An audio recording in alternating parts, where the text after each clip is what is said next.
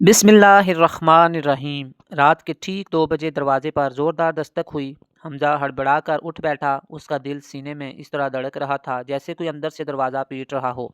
बाहर तेज़ हवा चल रही थी और बिजली कई घंटों से गायब थी। पूरा मोहल्ला अंधेरे में डूबा हुआ था। दस्तक दोबारा हुई, इस बार पहले से ज़्यादा ज़ोर से। कौन है? हमजा की आवाज़ खुश्क थी। कोई जवाब ना आया। वो चंद लम्हे बिस्तर पर बैठा रहा, फिर हिम्मत करके दरवाजे के करीब गया। जैसे ही उसने कुंडी पर हाथ रखा, बाहर से धीमी सी आवाज़ आई, दरवाज़ा मत खोलना। हमजा के हाथ कांप गए। ये आवाज़ उसकी अपनी आवाज़ थी। वो पीछे हट गया। सांस तेज़ हो चुकी थी। ये मेरा वहम है, बस वहम, वो खुद को समझाने लगा।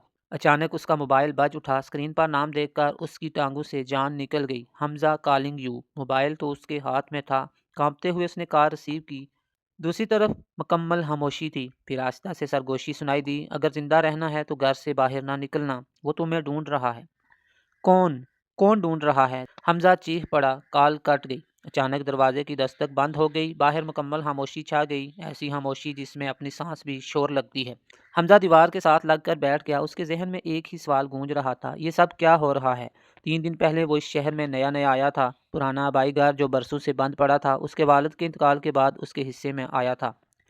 लोगों ने कहा था कि वो घर मत लो, मगर इसने बात हंसी में उड़ा दी थी। पहली रात ये सब ठीक था। दूसरी रात उसे यूं लगा जैसे कोई कमरे में चल रहा हो, और आज तीसरी रात ये सब। हमजा ने हिम्मत करके खिड़की के पर्दे को हटाया। गली सुनसान थी, मगर सामने वाले बिजली के खंभे के नीचे कोई खड़ा था। लंबा सा साया, बिल्कुल साकत। हमजा की सांस रुक गई। उसने आंखें मली। साया वही था। अचानक वो साया आहिस्ता आहिस्ता हरकत करने लगा और सीधा उसके घर की तरफ बढ़ने लगा।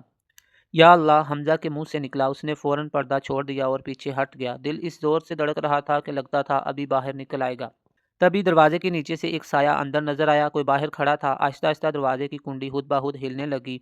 दरवाज़ा चंद इंच खुल गया। ठंडी हवा का झोंका अंदर आया। हमजा ने कांपते हुए दरवाजे की तरफ देखा। वही शख्स अंदर दाखिल हुआ और हमजा की आंखें फैल गईं। वो खुद था, बिल्कुल उस जैसा चेहरा, वही कपड़े, वही जख्म का निशान जो इसके माथे पर बचपन में लगा था। दूसरा हमजा मुस्कुराया, मगर इसकी आंखों में जिंदगी नहीं थी। मैंने कहा था ना दरवाज़ा मत खोलना, उसने सर्द आवाज़ में कहा।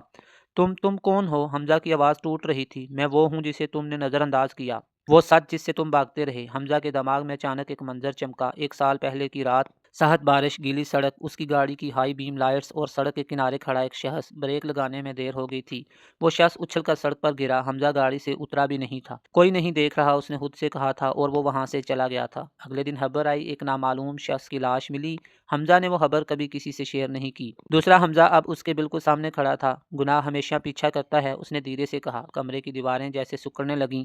हवा बारी हो गई। मुझे माफ़ कर दो, मैं डर गया था। हमजा की आंखों से आंसू बहने लगे। माफ़ी इंसान देता है, ज़मीर नहीं भूलता, दूसरा हमजा बोला। अचानक कमरा अंधेरे में डूब गया। हमजा ने आंखें बंद कर ली। जब उसने दोबारा आंखें खोली तो वो अस्पताल के बिस्तर पर था। उसके इर्द गिर्द लोग खड़े थे। आप 3 दिन से बेहोश थे, डॉक्टर कह रहा था। आपके घर में शॉर्ट सर्किट हुआ था। खुशकिस्मती से हम वक्त पर पहुंच गए। हमजा ने धीरे से आंखें बंद की।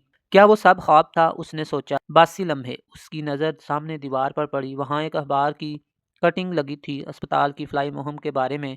नीचे एक तस्वीर थी, हादसे में मरने वाले शख्स की। हमजा का दिल रुक सा गया। तस्वीर में मौजूद चेहरा बिल्कुल उस जैसा था। इसी वक्त इसके कान में सरगोशी गूंजी। अब भी वक्त है। हमजा की आंखों से आंसू बह निकले। इस दिन के बाद उसने सब कुछ बदल दिया। उसने खुद को कानून के हवाले किया, मरने वाले के खानदान को ढूंढा, उनसे माफ़ी मांगी और अपनी ज़िंदगी खिदमत के लिए वक्फ कर दी।